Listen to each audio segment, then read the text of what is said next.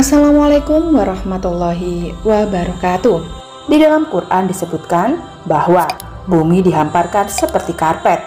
Dan bumi bagaimana ia dihamparkan apabila hal ini bertentangan dengan fakta sains bahwa bumi itu bulat. Ada narasi cantik dalam Al-Quran yang menjelaskan tentang pembentukan daratan ketika bumi dalam proses penciptaan.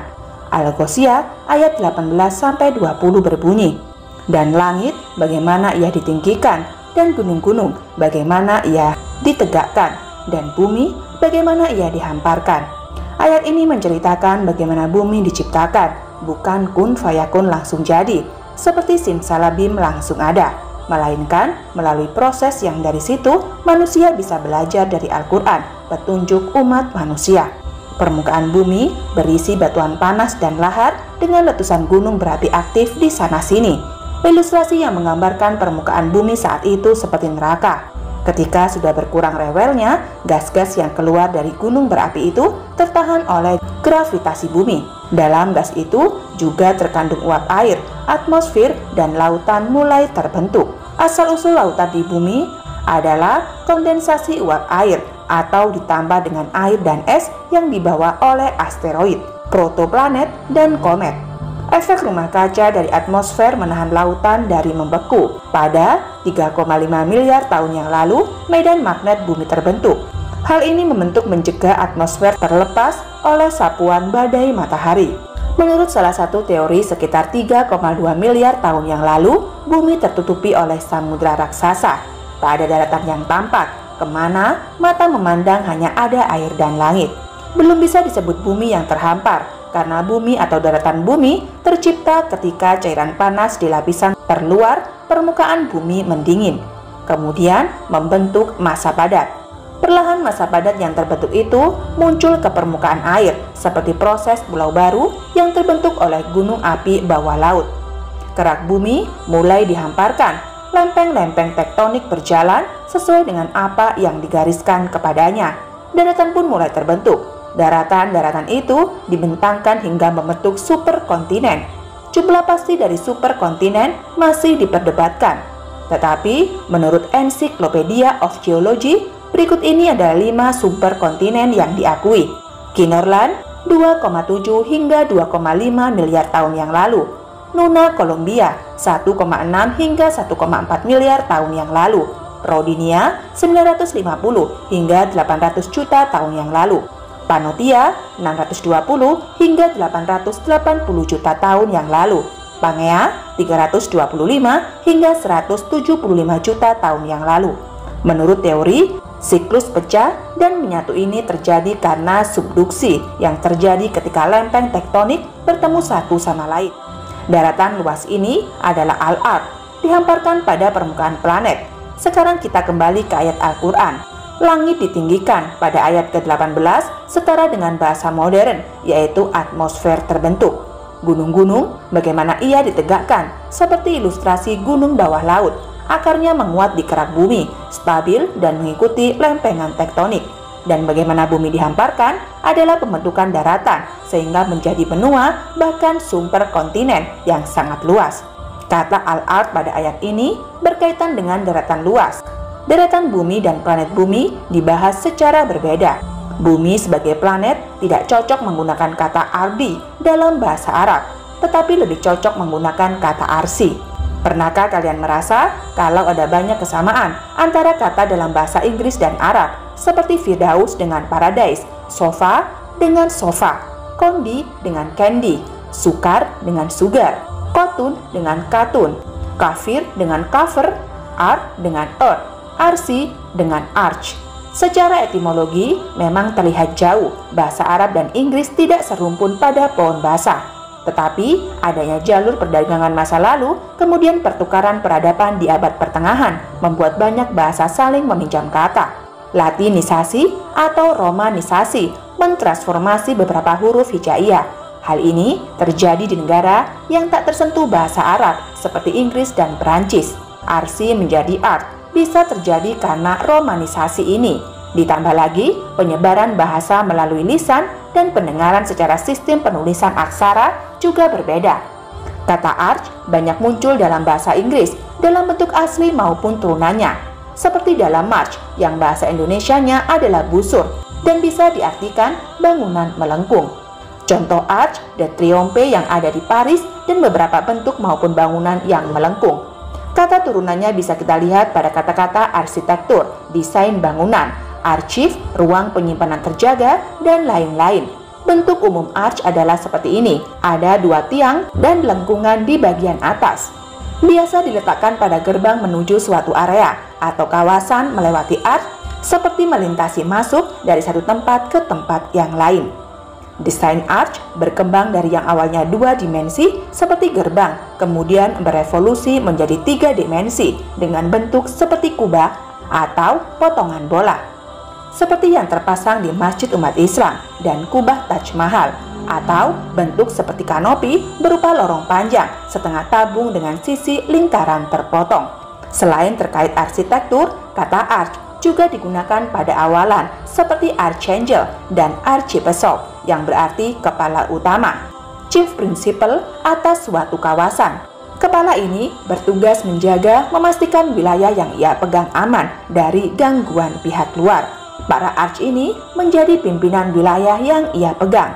Hal ini menegaskan kata arch juga terkait sebagai penguasa atau pelindung atau pemegang otoritas. Kata-kata arch dapat juga menjadi akhiran seperti dalam monarch, oligarch, hierarch yang berarti lingkup kekuasaan. Masih sepahaman dengan kata arch sebelumnya yang berarti masuk ke kawasan dengan batasan atau gerbang arch di mana kawasan ini dikuasai oleh pemegang otoritas. Kemiripan juga bisa kita temukan di kata-kata berikut. Arch seperti dalam arch garis lengkung bentuk huruf U terbalik yang kita lihat dalam desain arch. Arch seperti di kata Noah Ark, dasar kepalanya berbentuk huruf U agar bisa mengapung di atas air. Archery tentang busur panah dan juga arrow atau anak panah yang lintasannya melengkung. Dengan kita katakan arsi itu identik dengan lingkungan, bukan sembarang lingkungan tapi terkait dengan perlindungan dan kekuasaan juga. Nah, arsi atau arch ada hubungannya dengan keberadaan Allah. Mari kita telusuri ayat berikut. Maha suci Tuhan, empunya langit dan bumi, Tuhan empunya arsi. Dari apa yang mereka sifatkan itu, pada ayat ini penguasa langit dan bumi disandingkan dengan penguasa arsi.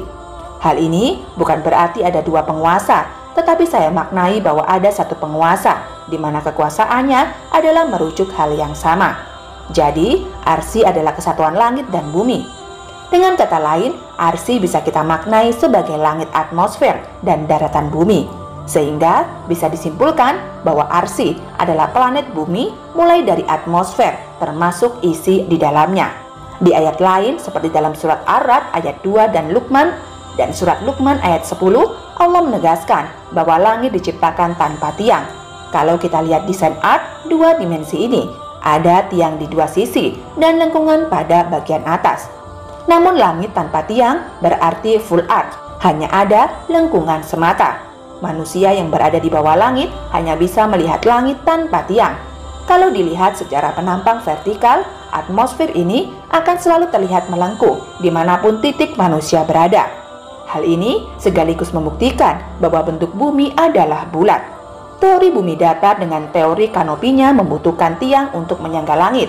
Tiang itu ada di sisi terluar yang menyentuh daratan maupun lautan bumi yang malah bertentangan dengan 2 ayat Al-Quran, di mana langit tidak disangga oleh apapun atau disangga tetapi kita tidak bisa melihatnya. Langit pada bumi datar jika tidak ingin bertiang, maka bentuknya pun harus planar atau datar seperti buminya. Kalau hal itu terjadi, maka bumi datar dan langit datar itu tidak ada batasnya.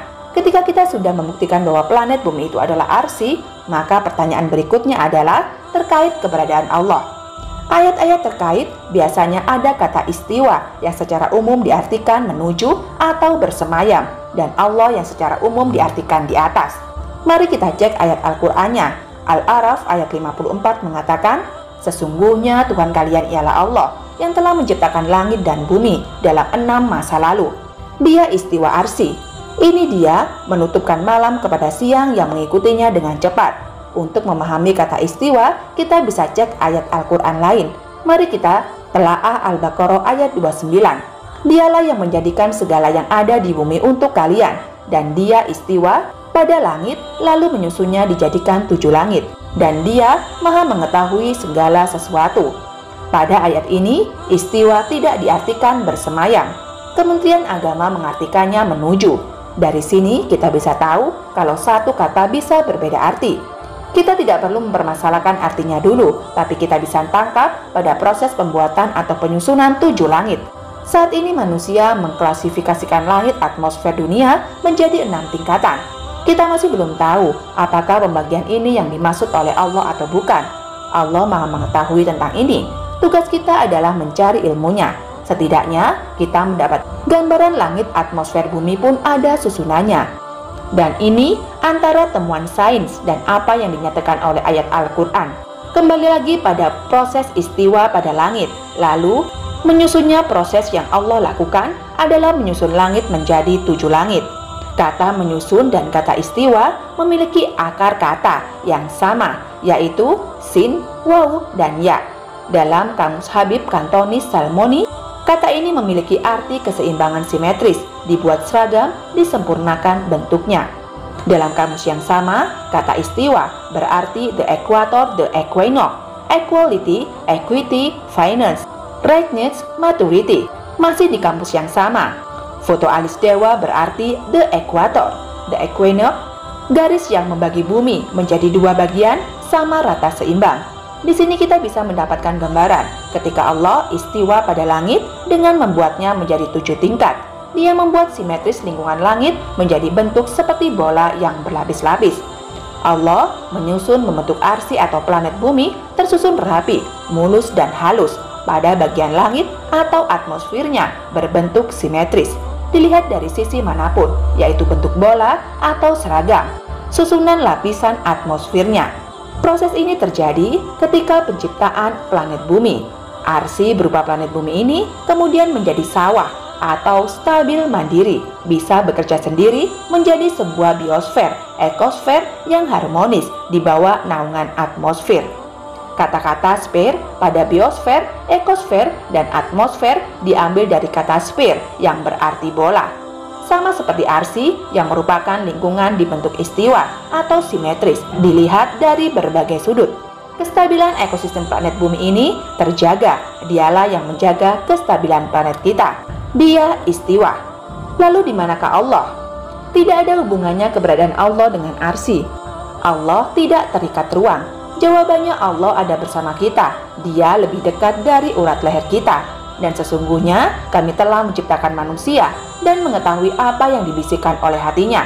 Dan kami lebih dekat kepadanya daripada urat lehernya.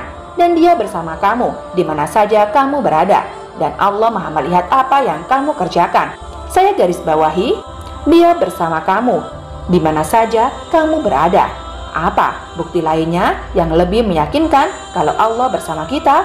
Allah tidak pernah menyebutkan kalau dia menciptakan ruh yang ada dalam diri manusia dalam surat-surat ayat 72.